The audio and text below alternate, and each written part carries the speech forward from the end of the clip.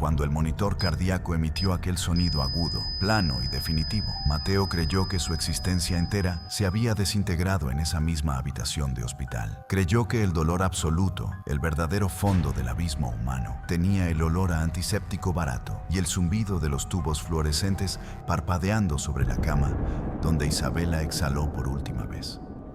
Durante 2 semanas, vivió con esa certeza. Sobrevivió como un fantasma en su propia casa, arrastrando los pies por pasillos que aún conservaban el eco de la risa de su esposa, convencido de que lo peor ya había pasado, que la muerte era el punto final. Pero el verdadero infierno, el dolor que no anestesia, sino que quema, comenzó 14 días después, en el silencio asfixiante de un martes por la madrugada. La lluvia azotaba los cristales de la ventana del dormitorio con una violencia metódica. Mateo, incapaz de conciliar el sueño, con los ojos inyectados en sangre y el pecho hundido por una presión invisible, se levantó de la cama. El lado izquierdo del colchón seguía intacto, frío. Caminó hacia el armario movido por un impulso masoquista, buscando el abrigo de lana gris que Isabela llevaba puesto la noche en que el automóvil se salió de la carretera y rodó por el barranco. La policía se lo había devuelto en una bolsa de plástico transparente, sellada, como si contuviera evidencia de un crimen y no los restos de un matrimonio de 10 años. Mateo rompió el plástico con manos temblorosas. El olor a pino mojado, mezclado con el tenue rastro del perfume de vainilla que ella siempre usaba, lo golpeó con la fuerza física de un puñetazo. Hundió el rostro en la tela áspera, buscando un último fragmento de ella, una molécula de su presencia. Y fue entonces, mientras apretaba el abrigo contra su pecho, cuando sus dedos rozaron algo rígido dentro del bolsillo interior derecho. Un bolsillo oculto, cosido en el forro, del que él nunca tuvo conocimiento. El sonido del papel crujiendo bajo la tela pareció ensordecedor en medio de la tormenta. Con lentitud, casi con miedo, Mateo introdujo la mano. Sus dedos extrajeron un sobre blanco, inmaculado, sin manchas de sangre, sin rastros de barro, sin arrugas, absolutamente perfecto. Un objeto que no pertenecía a la violencia de un accidente automovilístico fatal. Pero lo que detuvo el corazón de Mateo, lo que hizo que el aire abandonara sus pulmones de golpe, no fue el estado del sobre. Fue la caligrafía trazada con tinta negra en el centro. Para Mateo, léelo cuando estés solo. Era la letra de Isabela, las inconfundibles curvas de sus vocales, la inclinación apresurada de sus consonantes. Mateo cayó de rodillas sobre la alfombra, sintiendo que la habitación giraba a su alrededor. El papel temblaba violentamente entre sus manos. Rompió el sello del sobre con torpeza, desgarrando la solapa superior, y extrajo una hoja de papel de lino. Al desdoblarla, sus ojos buscaron instintivamente la esquina superior derecha, donde ella siempre colocaba la fecha por una vieja costumbre de su época de estudiante. Lo que vio allí desafiaba la razón, desafiaba las leyes del tiempo y de la muerte. La fecha escrita, con la misma tinta negra, con la misma presión sobre el papel, marcaba 3 días después del accidente. 3 días después de que él mismo viera cómo cubrían su rostro con una sábana blanca en la morgue. Amor mío, comenzaba la carta. Si estás leyendo esto en el silencio de nuestra habitación, significa que el plan inicial falló. Significa que no pude llegar a ti a tiempo y que, para el resto del mundo, estoy muerta. No llores por la imagen que te mostraron en el hospital. Lo que viste, lo que creíste enterrar, fue solo el final de una mentira necesaria. Mateo parpadeó rápidamente, las lágrimas acumuladas amenazando con nublar su visión. Un zumbido sordo comenzó a crecer en sus oídos, opacando el sonido de la lluvia. Las palabras no tenían sentido, y sin embargo, el tono pragmático, La estructura de las frases era ella. Era absolutamente ella. Sé que tu mente está buscando explicaciones lógicas. No las hay. El accidente en la carretera del acantilado no fue un error humano, ni una falla en los frenos. No fue un error humano. Me sacaron del camino. Sabían que llevaba los documentos que extraje de la caja fuerte de la empresa. Durante el último año, he estado viviendo una vida que no conoces, Mateo.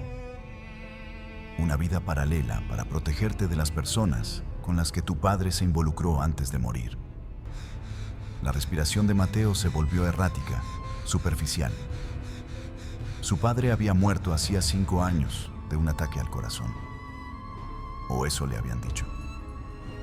La sensación de que el suelo bajo sus pies se convertía en arena movediza lo paralizó.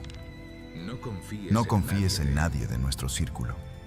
Continuaba la carta y el trazo de la tinta se volvía más presionado, más desesperado. La policía local está comprometida. Pero, sobre todo, tienes que escucharme con atención, Mateo. O no importa lo que sientas, no importa cuánto te duela. Tienes que alejarte de Tomás. Él fue quien les dio mi ubicación la noche del accidente. El estómago de Mateo se contrajo violentamente, provocándole una náusea repentina. Tomás, su hermano menor, el hombre que lo había sostenido por los hombros mientras bajaba en el ataúd. El mismo hombre que, en ese exacto momento, estaba durmiendo en el sofá de la planta baja porque no quería dejar a Mateo solo en medio de su depresión. Tienes que salir de la casa. Ahora, exigía la última línea de la carta. Ve a la cabaña del lago que prometimos no volver a visitar. Bajo la tabla de roble junto a la chimenea, dejé lo necesario para que me encuentres. Ellos creen que estoy muerta, pero no dejarán cabos sueltos. Si Tomás está contigo, actúa normal, pero no le des la espalda. Te amo. Sobrevive. La carta terminaba abruptamente, sin firma. Mateo se quedó petrificado, arrodillado en la oscuridad. El silencio de la casa ya no se sentía vacío. Se sentía cargado, tenso, como la atmósfera antes de que caiga un rayo. Su mente luchaba por procesar la magnitud de la traición. Tomás, su propia sangre, el hermano que le preparaba el café cada mañana desde el funeral. Un sonido débil rompió la quietud. Venía de la planta baja. Era el ligero crujido de la madera en el pasillo. Un sonido que Mateo conocía a la perfección. Alguien se estaba moviendo. La náusea fue reemplazada por un torrente de adrenalina fría que se disparó por sus venas, afilando sus sentidos. Mateo guardó la carta en el bolsillo de su propio pantalón. Se puso de pie en silencio, moviéndose con la cautela de un animal acorralado. Caminó hacia la puerta entreabierta del dormitorio y asomó el rostro hacia el pasillo oscuro. Al final de la escalera, en el vestíbulo inferior, la luz tenue de la farola de la calle se filtraba a través de las persianas, dibujando franjas doradas sobre el suelo. Allí estaba Tomás. No estaba durmiendo. Estaba de pie frente a la mesita de entrada, completamente vestido con ropa oscura, ignorando la tormenta de afuera. Sostenía su teléfono móvil en la mano. El brillo de la pantalla iluminaba su rostro, revelando una expresión gélida, calculadora, una máscara que Mateo jamás había visto en su hermano menor. Mateo contuvo la respiración, agarrándose al marco de la puerta. En ese instante, el teléfono de Tomás vibró en el cristal de la mesa, un sonido corto y seco. Tomás deslizó el dedo por la pantalla y acercó el dispositivo a su oído. La acústica de la casa silenciosa permitió que Mateo, agazapado en la parte superior de las escaleras, escuchara la voz grave y metálica que salía del altavoz antes de que Tomás lo apagara. ¿Estás solo ahora? ¿Ya encontró la ropa?, preguntó la voz sin rastro de emoción. ¿Ya encontró la ropa? Tomás miró hacia arriba, directamente hacia la oscuridad del pasillo donde Mateo se ocultaba, y susurró: Todavía no. Pero si no baja en 5 minutos, subiré yo mismo a terminar esto. Las palabras de Tomás quedaron flotando en la densa atmósfera del pasillo, más frías que la tormenta que golpeaba los ventanales. Terminar esto. 2 palabras que demolían 34 años de hermandad, de lealtad inquebrantable, de recuerdos compartidos desde la infancia. Mateo retrocedió 1 milímetro, solo 1, el suficiente para que la madera del suelo bajo su talón emitiera un quejido microscópico. Uy, fue un sonido minúsculo, ahogado por el retumbar de un trueno lejano. Pero en la mente de Mateo resonó como una explosión.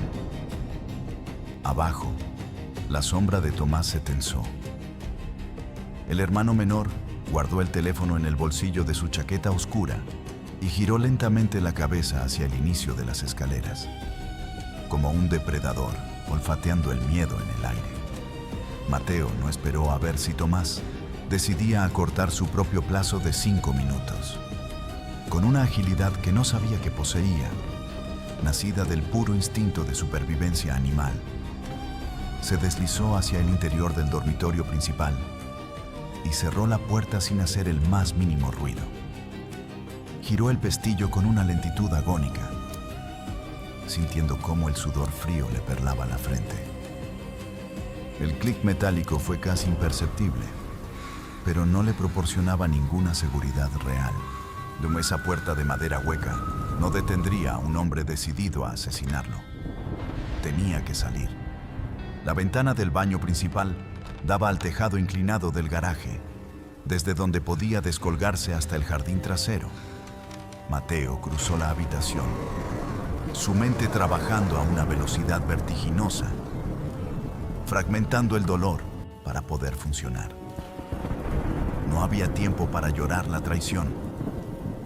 No había tiempo para procesar el hecho de que su esposa, la mujer cuyo funeral había pagado con el corazón destrozado, estaba viva y huyendo en alguna parte. Cada segundo que pasaba dentro de esa casa era una sentencia de muerte. Al abrir la ventana del baño, el viento racheado le golpeó el rostro, empapándolo al instante. La oscuridad en el exterior era casi absoluta, apenas rota por los relámpagos esporádicos que rasgaban el cielo de madrugada. Trepó por el alféizar, burraspándose las palmas de las manos contra el ladrillo mojado. El tejado del garaje era una rampa resbaladiza de tejas cubiertas de musgo y lluvia.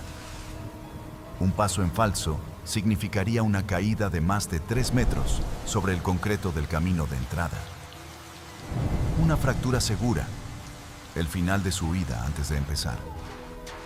Mientras descendía centímetro a centímetro, aferrándose a las canaletas de aluminio que crujían bajo su peso, un recuerdo asaltó su mente con la claridad de una fotografía revelada en ácido. Hacía 6 meses, la cena de aniversario. Isabela había dejado caer su copa de vino tinto sobre el mantel blanco cuando Tomás entró inesperadamente en el comedor. Mateo había interpretado su sobresalto como simple torpeza. La había consolado mientras ella recogía los cristales con manos temblorosas. Pero ahora, colgado del borde del tejado bajo la lluvia torrencial, Mateo podía ver la mirada que cruzaron. El terror puro y mudo en los ojos de Isabela. La sonrisa glacial, casi imperceptible, en los labios de Tomás. ¿Cómo pudo ser tan ciego? ¿Cómo el amor le había vendado los ojos ante el nido de serpientes en el que se había convertido su propio hogar? Se soltó de la canaleta y cayó. El impacto contra el césped empapado del jardín trasero le robó el aliento, enviando una sacudida de dolor por sus rodillas, pero se obligó a levantarse de inmediato. El barro se adhirió a su ropa, pesando como el dolor que intentaba dejar atrás. Se arrastró por el lateral de la casa, manteniéndose pegado a la pared de ladrillo, oculto en las sombras. Desde esa posición, a través de la ventana de la cocina, vio la silueta de Tomás moviéndose hacia el pasillo superior. Llevaba algo metálico y pesado en la mano derecha. Un arma. El hermano compasivo iba a ejecutarlo en la misma cama donde había llorado la supuesta muerte de su esposa. Mateo no miró atrás. Corrió. Atravesó el jardín, saltó la cerca de madera podrida y se adentró en la calle paralela, donde las farolas parpadeaban moribundas. Su automóvil estaba aparcado en la entrada principal, inalcanzable, pero sabía que el viejo todoterreno de su vecino, un mecánico jubilado que dejaba las llaves escondidas bajo el parasol por pura desidia pueblerina, estaba estacionado a 2 manzanas de distancia. Era un robo desesperado. Pero las reglas del mundo civilizado habían dejado de existir para él hacía exactamente 15 minutos. Ni rompió el cristal de la ventanilla trasera del todoterreno con una piedra, envolviendo su puño en la manga de su propia camisa para amortiguar el sonido y evitar cortarse. Desbloqueó la puerta. Se deslizó en el asiento del conductor con olor a tabaco viejo y aceite de motor, y buscó febrilmente bajo la visera. Allí estaba. El tacto frío del metal de la llave fue la primera pequeña victoria en su noche de pesadilla. El motor rugió con una tos áspera que le pareció el sonido más hermoso del mundo. Aceleró, sin encender los faros, hasta que estuvo a 1 kilómetro de distancia de su propio vecindario, devorando la carretera secundaria que lo alejaría del infierno. El trayecto hacia la cabaña del lago fue un descenso a los infiernos de su propia psique. Los limpiaparabrisas golpeaban el cristal con un ritmo frenético, hipnótico, mientras la carretera se convertía en una cinta de asfalto negro y brillante que serpenteaba entre bosques de pinos centenarios. La calefacción del vehículo no funcionaba, y el frío de la ropa mojada se le calaba hasta los huesos. Pero Mateo apenas lo sentía. Su mente era un campo de batalla. De un lado, la imagen del ataúd cerrado de Isabeli, el informe forense falsificado, las lágrimas hipócritas de quienes lo rodeaban. Del otro, la letra de su esposa, vibrante, viva, pidiéndole que sobreviviera. Ella lo había protegido. Ella se había sumergido en un mundo de sombras, enfrentándose a los fantasmas del padre de Mateo, para mantenerlo a salvo. La culpa comenzó a devorarlo desde adentro. Mientras él creía tener un matrimonio perfecto, ella libraba una guerra en silencio. Cada beso, cada noche compartida, Ana había estado teñida por el miedo a ser descubierta. ¿Qué clase de esposo era que no notó que la mujer que amaba estaba siendo casada? El cartel descolorido que anunciaba el desvío hacia el lago de los lamentos apareció de repente entre la cortina de agua. Mateo giró el volante con brusquedad, haciendo que las llantas derraparan sobre el lodo antes de enderezar el vehículo en el camino de tierra. Los árboles aquí eran más densos. Sus ramas se entrelazaban formando un túnel lúgubre que bloqueaba casi por completo la luz de la tormenta. Esta cabaña había sido el refugio de su abuelo, un lugar que él e Isabela visitaron una sola vez en su luna de miel. Un lugar plagado de mosquitos en verano y aislado por la nieve en invierno, que prometieron no volver a pisar jamás. El escondite perfecto. Nadie en su sano juicio los buscaría allí. Y sin embargo, la paranoia ya se había arraigado profundamente en el cerebro de Mateo. Aparcó el todoterreno a 1 kilómetro de la propiedad, ocultándolo detrás de un montículo de rocas y maleza. Recorrió el resto del camino a pie.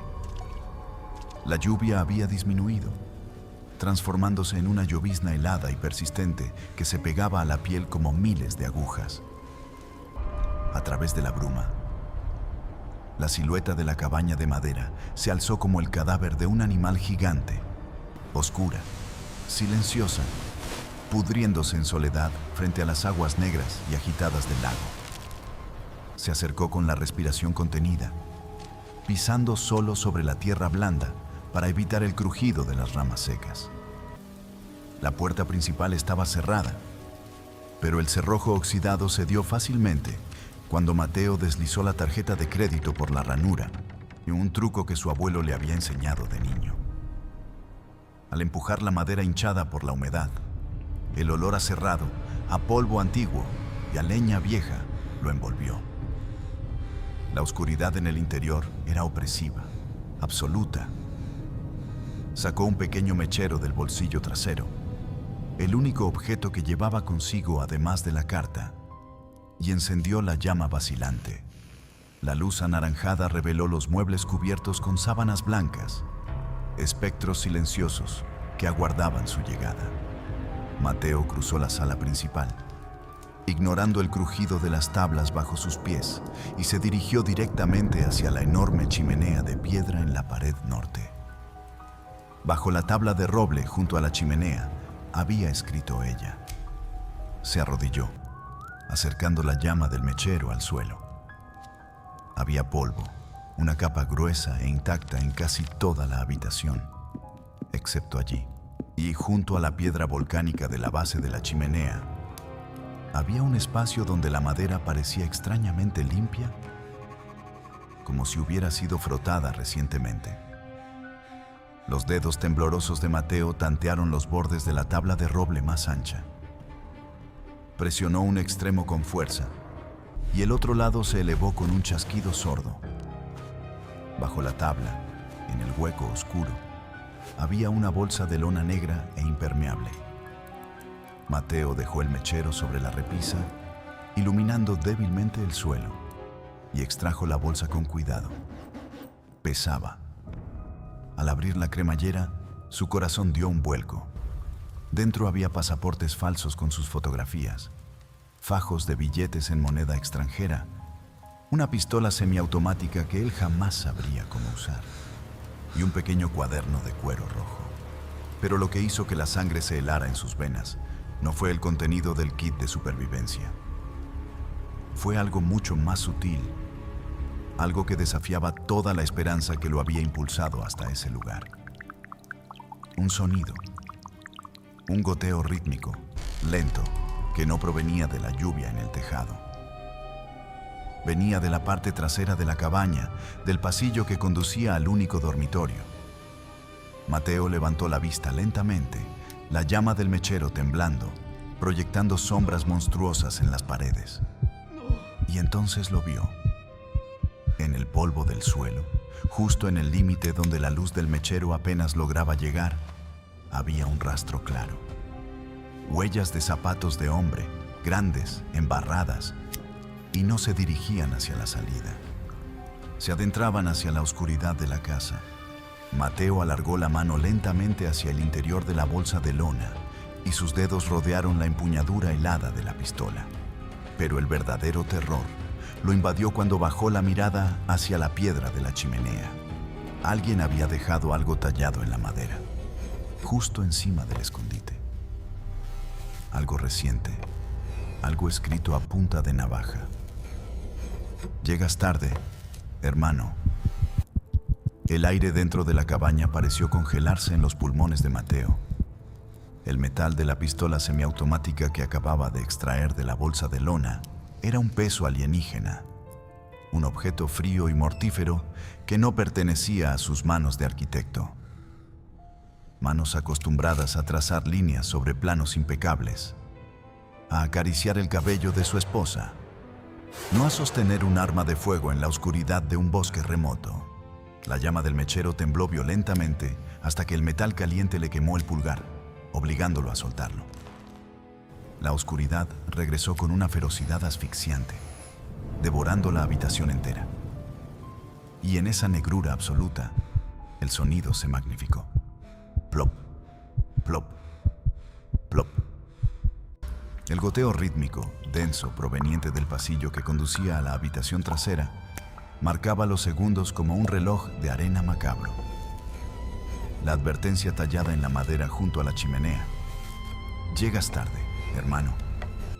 Martilleaba su cráneo, amenazando con quebrar el último hilo de cordura que lo mantenía en pie. Tomás lo sabía. Su propio hermano, el mismo que le había servido un vaso de agua la noche anterior mientras él lloraba desconsolado, estaba jugando al ajedrez con su vida, anticipando cada uno de sus movimientos.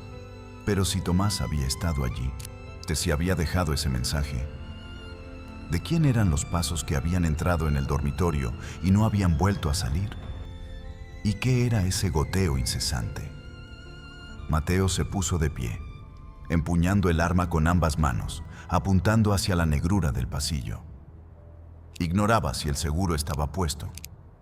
Ignoraba la mecánica básica de la herramienta que ahora era su única defensa. Cada paso que daba sobre las tablas de madera podrida era una agonía lenta, una negociación silenciosa para no revelar su posición. El olor a polvo cerrado comenzó a mezclarse con un aroma metálico, dulzón y nauseabundo que le revolvió el estómago. Era el olor inconfundible del cobre, el olor de la sangre fresca. Alcanzó el marco de la puerta del dormitorio. Afuera, la tormenta pareció conceder una breve tregua. Las nubes se fracturaron un instante, o permitiendo que un rayo pálido de luz lunar se filtrara a través de la ventana sucia y resquebrajada de la habitación. La luz barrió el suelo de madera y se detuvo sobre el origen del goteo. No era agua de lluvia, era un hombre. Estaba sentado en el suelo, recostado contra los pies de la vieja cama de hierro, con la cabeza inclinada hacia el pecho en un ángulo antinatural. Llevaba una chaqueta táctica negra, empapada en un líquido oscuro que continuaba manando de una herida profunda y precisa en su garganta, cayendo gota a gota sobre un viejo periódico esparcido en el suelo. Mateo se llevó la mano libre a la boca para ahogar un grito que le desgarraba la garganta. Retrocedió, chocando contra el marco de la puerta, temblando incontrolablemente. Ese hombre no era Tomás. Era un desconocido, un gigante con un tatuaje tribal asomando por el cuello de la chaqueta. Pero lo que paralizó a Mateo no fue el cadáver en sí, sino el papel blanco, impecable, que alguien había clavado con un cuchillo de caza directamente en el centro del pecho del mercenario muerto. Impulsado por una inercia nacida del terror puro, Mateo se acercó lo suficiente para leer las palabras trazadas con aquella misma tinta negra, con aquella misma caligrafía inconfundible. Te dije que no dejaría cabos sueltos. Corre, Mateo. Aún no estás a salvo. La mente de Mateo se fracturó definitivamente. La disonancia cognitiva era demasiado violenta, demasiado brutal para ser asimilada. La mujer que horneaba galletas de vainilla los domingos por la mañana. La mujer que lloraba con las películas antiguas en el sofá y acababa de ejecutar a un mercenario armado con la precisión de un asesino profesional. Isabela no solo estaba viva. Isabela era letal. Había estado allí. Había neutralizado una amenaza enviada por Tomás y había dejado el cuerpo como un mensaje. No para su esposo, sino para los hombres que lo perseguían. Ella no era una víctima huyendo en la noche. Era un depredador defendiendo su territorio. Mateo retrocedió tambaleándose hasta salir de la habitación, huyendo del olor a sangre, y se dejó caer en el suelo de la sala principal, junto a la chimenea. El pecho le subía y bajaba con espasmos irregulares. Con manos manchadas de polvo, abrió la cremallera de la bolsa de lona buscando desesperadamente una respuesta. Extrajo el pequeño cuaderno de cuero rojo que había ignorado antes, que lo abrió bajo la escasa luz lunar que lograba penetrar por las rendijas de las persianas. Las páginas estaban repletas de números, fechas, nombres de empresas fantasma y cuentas bancarias internacionales. Era un libro de contabilidad encriptado, pero en las primeras páginas, escritas a mano, había una confesión. Una carta larga y detallada, fechada meses atrás. Mateo, mi amor, si alguna vez tienes que leer esto, significará que el muro de cristal que construí para protegerte se ha roto. nunca conociste al verdadero hombre que fue tu padre. El imperio inmobiliario que heredasteis tú y Tomás era solo la fachada, la pintura blanca sobre un muro de podredumbre. No fue. Tu padre construyó una red de lavado de dinero para uno de los carteles más peligrosos del continente. Cuando él murió, no fue un infarto, Mateo. Fue un castigo por intentar salirse, y las palabras bailaban frente a los ojos llenos de lágrimas de Mateo. Su padre, el hombre severo pero amoroso que le había enseñado a andar en bicicleta, el benefactor de docenas de organizaciones benéficas en la ciudad. Todo era una mentira, una obra de teatro grotesca. Tomás no heredó solo las acciones de la empresa, continuaba el texto, con trazos que denotaban rabia y urgencia.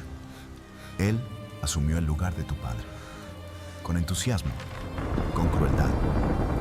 A ti te mantuvieron al margen porque eras el hijo perfecto, el arquitecto de prestigio, el escudo moral, la coartada intachable. Yo lo descubrí por accidente hace 2 años, revisando los libros de cuentas para tu proyecto del hospital infantil. Desde ese día, supe que nuestras vidas dependían de un hilo. Empecé a recopilar pruebas, a copiar discos duros, a crear este cuaderno, donde Tomás se dio cuenta hace una semana. El dolor en el pecho de Mateo era tan agudo que creyó que su propio corazón iba a detenerse. Su vida entera, sus 34 años de existencia, habían sido un decorado de cartón piedra. Él no podía matarte, Mateo.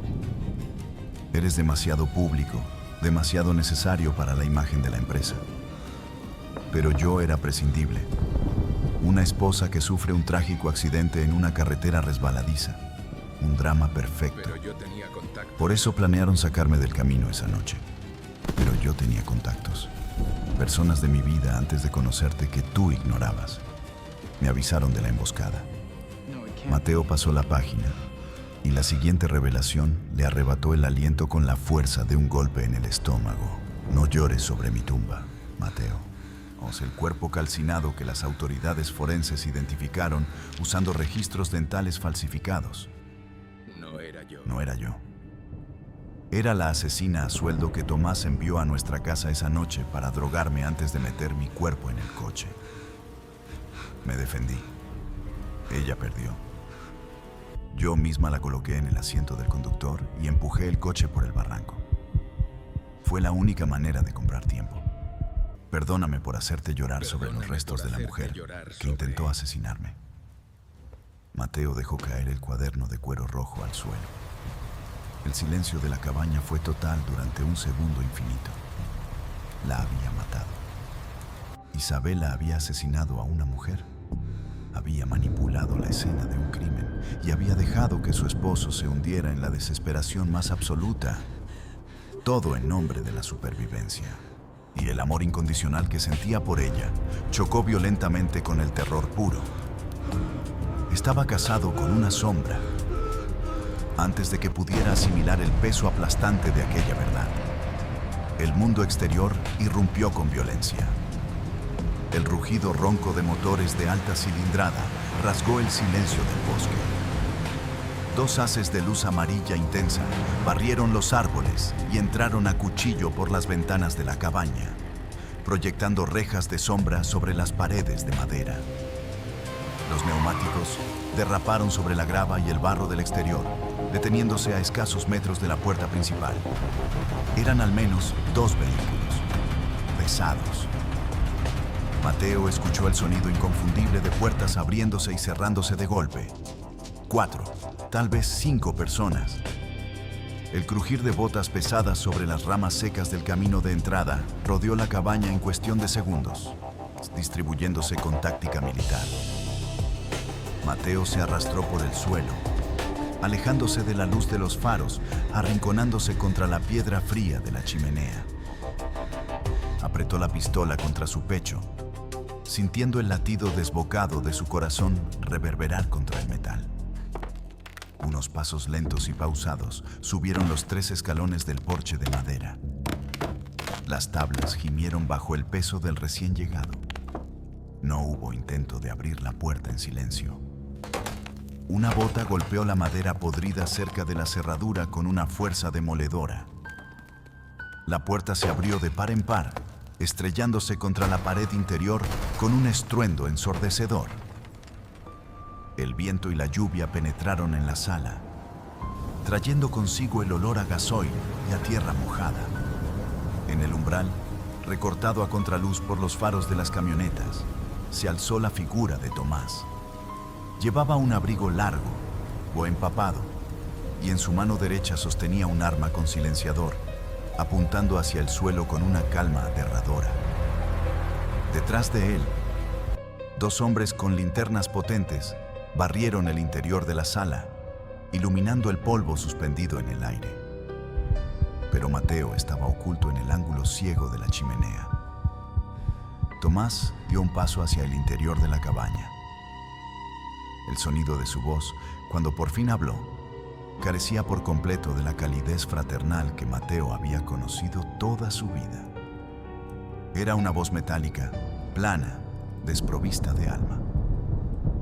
Mateo, llamó Tomás al vacío oscuro, caminando lentamente hacia el centro de la sala.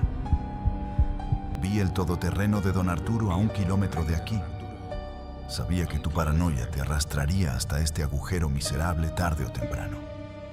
Eres tan predecible, hermano mayor, tan malditamente transparente. Tomás se detuvo junto a la tabla levantada en el suelo. La luz de una de las linternas de sus hombres iluminó el hueco vacío. Tomás suspiró, un sonido que denotaba aburrimiento más que ira. Sé que tienes la bolsa, continuó Tomás, paseando la mirada por las sombras. Y sé que probablemente ya leíste el cuaderno de mi querida cuñada. Una pena. Hubiera preferido que vivieras el resto de tus días creyendo que éramos una familia honorable, llorando a tu esposa perfecta. Era un trato justo, ¿no crees? Tú seguías diseñando tus bonitos edificios, ajeno a la suciedad del mundo, y yo mantenía el imperio de papá a flote, manchándome las manos en la sangre que paga tus vacaciones en Europa. Mateo cerró los ojos, apretando los dientes hasta que la mandíbula le dolió, obligándose a no emitir ni el más mínimo sonido. Y el dedo índice se deslizó por instinto hacia el guardamonte del arma, rozando el gatillo frío. Pero Isabela no podía quedarse callada. La voz de Tomás se endureció repentinamente, resonando con un eco cruel en las paredes de madera. Tenía que jugar a la heroína. Y ahora mírate, escondido como una rata, a punto de morir por los secretos de una mujer que ni siquiera conoces realmente. Uno de los hombres de Tomás avanzó hacia el pasillo trasero, iluminando el camino. Mateo supo exactamente qué iba a encontrar. El mercenario muerto. El mensaje clavado en el pecho. «Señor», dijo el hombre desde el pasillo, con la voz repentinamente tensa. Señor. Tomás caminó hacia la habitación. Mateo escuchó el silencio que siguió al descubrimiento del cadáver. El aire en la cabaña se volvió tan denso que parecía estar hecho de plomo. Cuando Tomás volvió a hablar, su tono había perdido toda arrogancia. Había sido reemplazado por una furia fría y sorda. «Sal de donde estés, Mateo», murmuró Tomás, y el chasquido del seguro de su arma quitándose resonó como un trueno. «Sal de donde estés ahora». «Sal ahora mismo. Entrégame el cuaderno de Isabela. Y te juro por la memoria de nuestra madre que te dejaré vivir con amnesia. Si me obligas a buscarte en la oscuridad, no quedará suficiente de ti para enterrar en un ataúd cerrado. Tienes 10 segundos. 9, 8. La voz de Tomás no era la de un hombre contando los segundos, sino la de un verdugo afilando el hacha. Cada número que pronunciaba parecía absorber el poco oxígeno que quedaba en la habitación. Mateo apretó la empuñadura de la pistola semiautomática con tanta fuerza que los nudillos se le pusieron blancos. La lógica, no el instinto de autoconservación, le gritaban que levantara las manos, que entregara el cuaderno rojo y suplicara por la piedad de la sangre compartida. Pero la imagen del cadáver del mercenario en la habitación contigua y las palabras en el diario de Isabela habían calcinado cualquier esperanza. Si se rendía, moriría. Si luchaba, moriría. 7, 7, 6. 6. Las linternas de los dos matones comenzaron a barrer los rincones más oscuros de la cabaña, acercándose peligrosamente al ángulo ciego de la chimenea. El haz de luz blanca y cegadora trazaba líneas implacables sobre el polvo flotante. Mateo cerró los ojos un instante. Inhaló el olor a madera podrida, a humedad y a pólvora inminente. Pensó en su padre, el patriarca impecable que había construido su fortuna sobre cimientos de huesos y sangre. Pensó en Tomás, el niño de rodillas raspadas al que había enseñado a atarse los cordones de los zapatos, convertido ahora en un monstruo de ojos vacíos. Pero sobre todo, pensó en ella, en la mujer que había fingido su propia muerte abrasadora para regalarle una oportunidad de vivir. Mateo abrió los ojos. 5. Salió de las sombras. No hubo gritos de guerra ni declaraciones heroicas. Solo el sonido sordo de sus zapatos pisando la madera y el temblor incontrolable de sus brazos al levantar el arma. Apuntó directamente al pecho de su hermano menor. La luz de las linternas se clavó en él instantáneamente, cegándolo. Apenas podía distinguir la silueta de Tomás recortada contra la lluvia del exterior. Vaya, murmuró Tomás, y una risa seca, desprovista de cualquier calidez humana, resonó en la cabaña. El arquitecto tiene garras, pero te tiemblan demasiado las manos, hermano. El seguro de tu pistola todavía está puesto. Mateo sintió un balde de hielo vaciándose en su estómago. Bajó la mirada por una fracción de segundo, un instinto fatal y novato, buscando el pequeño pestillo metálico en el lateral del arma. Fue el único error que Tomás necesitaba. «Mátalo», ordenó el hermano menor sin alterar el tono de voz, girando sobre sus talones para salir de la línea de fuego. ¿Qué demonios fue El eso? sonido ensordecedor que siguió no provino del arma de los matones. No vino del interior de la cabaña. El cristal de la ventana frontal estalló en 1000 pedazos hacia adentro, empujado por la fuerza brutal de un proyectil de alto calibre. Antes de que el cerebro de Mateo pudiera registrar el sonido del cristal rompiéndose, la cabeza del matón que sostenía la linterna principal se sacudió violentamente hacia atrás en un rocío carmesí. El cuerpo pesado se desplomó como un saco de escombros, sumiendo la sala en un caos de luces estroboscópicas, mientras la linterna caída rodaba por el suelo. El segundo matón gritó, disparando a ciegas hacia la oscuridad del bosque, destrozando el marco de la ventana y astillando la madera. Pero la noche exterior no respondió con palabras. Respondió con fuego. 2 disparos más, rápidos, precisos, quirúrgicos. El primer impacto destrozó la clavícula del segundo hombre armado. El siguiente atravesó su garganta. El silencio regresó a la cabaña con la fuerza de un latigazo, interrumpido únicamente por el gorgoteo ahogado del hombre en el suelo y el aullar incesante de la tormenta. Tomás, acorralado contra la pared junto a la puerta principal, levantó su arma con silenciador, barriendo frenéticamente el exterior oscuro. Estaba paralizado por la emboscada que él mismo creía estar liderando. Y entonces, una figura emergió de la cortina de lluvia. No entró corriendo. Cruzó el umbral de la puerta destrozada con la calma aterradora de un espectro reclamando su dominio. Vestía un equipo táctico negro, ajustado, empapado por el temporal. El agua escurría por el cañón humeante de un rifle de precisión compacto que sostenía pegado al hombro, perfectamente estable. Un relámpago iluminó el cielo del bosque. Mateo dejó caer su arma al suelo. El impacto metálico pasó desapercibido. Su respiración se detuvo por completo. Era ella.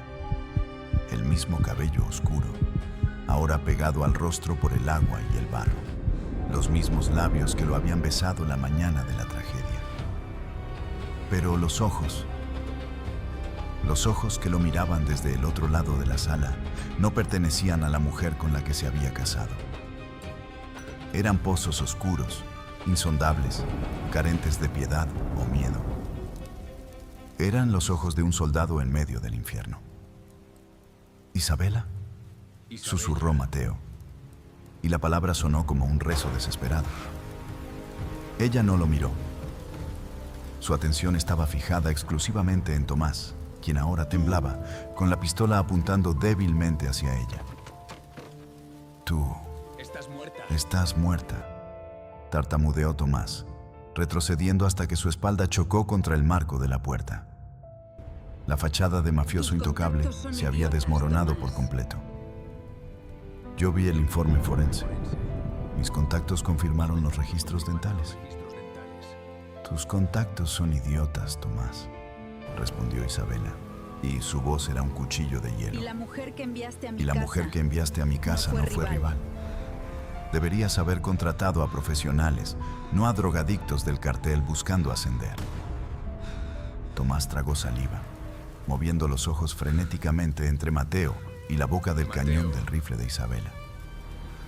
Mateo, rogó Tomás, y por primera vez en toda la noche, su voz sonó como la del niño que alguna vez fue. Mateo, dile que baje el arma. Soy tu sangre, soy tu hermano. Papá no habría querido esto. La mención de su padre fue la chispa final. Isabela avanzó 2 pasos, acortando la distancia.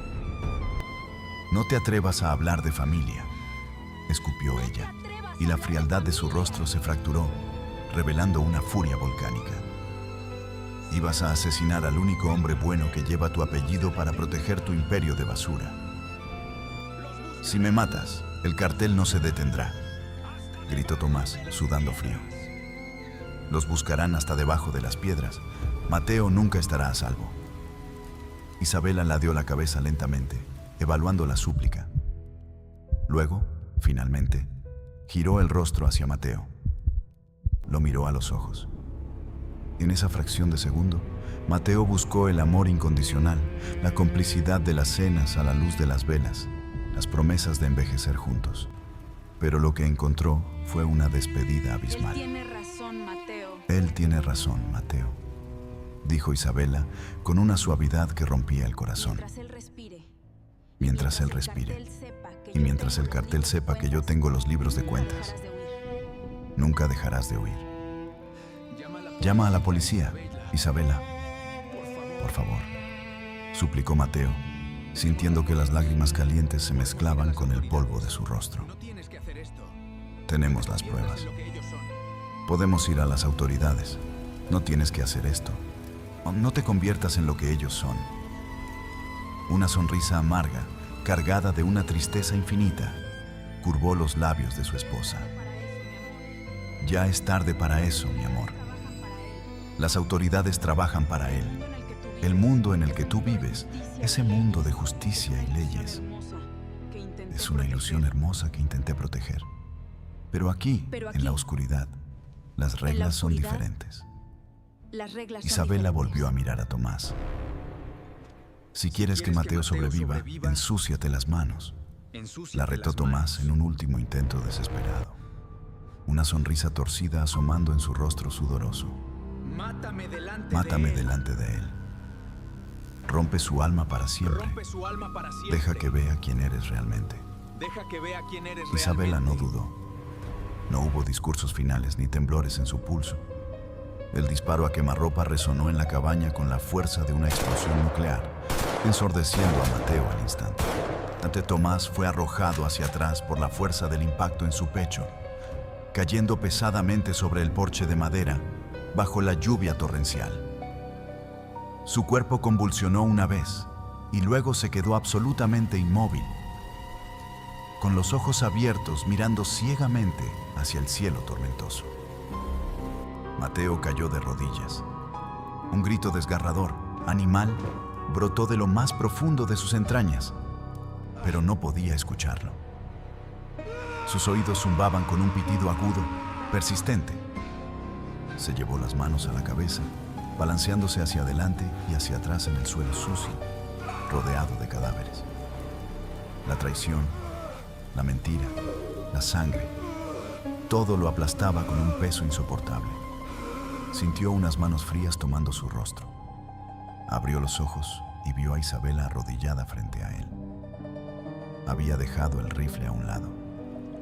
Le estaba limpiando las lágrimas con los pulgares, exactamente como lo hacía cuando él tenía un mal día en la oficina. Pero el olor a pólvora en su piel lo corrompía todo. Mateo intentó apartarse, un reflejo condicionado por el terror, pero ella lo sostuvo con firmeza, acercando su frente a la de él. «Mírame», ordenó ella, susurrando tan cerca que su voz logró atravesar la sordera temporal de Mateo. «Mírame, Mateo». Él lo hizo. Vio las lágrimas contenidas en los ojos oscuros de la asesina. «En esa bolsa tienes identidades nuevas. Hay suficiente dinero para desaparecer en Europa durante 3 vidas», le dijo, cada palabra cargada de una urgencia desesperada. La muerte de Tomás ganará algo de tiempo, pero el cartel enviará a más. Tienes que irte esta misma noche. No hables con nadie, no mires atrás, no confíes en nadie que diga venir de mi parte. Mateo negó con la cabeza frenéticamente. «Ven conmigo», suplicó aferrándose a las solapas del chaleco táctico de ella, manchándose las manos con el barro y la sangre. «Podemos escapar juntos. No me importa lo que hiciste. No me importa quién eras. Te amo. Eres mi esposa». Isabela cerró los ojos y una sola lágrima trazó un surco limpio por su mejilla sucia. «Ese es el problema, Mateo. Tú amas a una mujer que murió en un accidente de coche hace 2 semanas», respondió, y la cruda realidad de sus palabras fue el golpe más letal de la noche. «Yo soy el fantasma que quedó atrás para limpiar el desastre. Si me quedo a tu lado, te arrastraré a este infierno todos los días de tu vida. Y si tú te quedas a mi lado, terminarás convirtiéndote en alguien como Tomás o en alguien como yo». Se puso de pie, recogiendo su rifle con un movimiento fluido y letal. El peso de la soledad cayó sobre los hombros de Mateo como una lápida de granito. «Sobrevive, mi amor», dijo ella desde la puerta, su figura recortada contra la lluvia y la noche devoradora. «Vive esa vida perfecta por los dos». Y antes de que Mateo pudiera extender la mano para detenerla, antes de que pudiera encontrar las palabras para luchar contra la injusticia del destino, Isabela desapareció en la oscuridad del bosque, fundiéndose con la tormenta sin dejar más rastro que el eco de sus pasos. Mateo se quedó solo en la cabaña, rodeado de muerte y silencio. La lluvia seguía cayendo, implacable, lavando la sangre del porche, pero incapaz de limpiar la herida abierta en su alma. Había sobrevivido. Era millonario, libre y tenía el mundo entero a su disposición. Y, sin embargo, mientras apretaba la bolsa de lona contra su pecho vacío, que supo que su condena acababa de empezar. Tendría que caminar por el resto de sus días cargando el fantasma de una mujer que seguía respirando en alguna parte del mundo. Una mujer que lo amó tanto que decidió destruir su propia existencia para salvarla de él. El dolor verdadero no es despedir a alguien en un cementerio. El dolor absoluto, el que te persigue en las madrugadas silenciosas, es saber que la persona que más amas está viva, caminando bajo el mismo cielo que tú, pero que jamás, nunca más podrás volver a tocar. Ese es el peso devastador de la doble vida y los secretos inconfesables. Si alguna vez te has preguntado hasta dónde llegarías para proteger a quienes amas, o si el amor justifica cruzar la línea hacia la oscuridad total, esta historia te habrá dejado una marca difícil de borrar. Pero la mente humana esconde laberintos aún más profundos. Si la traición de Tomás y el sacrificio de Isabela te dejaron sin aliento, no puedes irte todavía. Haz clic ahora mismo en el video que está apareciendo en tu pantalla. Allí desentrañamos una de las historias más perturbadoras sobre familias destruidas por secretos ocultos a plena luz del día. Descubre cómo la psicología explica que nuestros seres más queridos puedan ser los mayores extraños. Haz clic en el video y sumérgete en el misterio. Nos vemos del otro lado.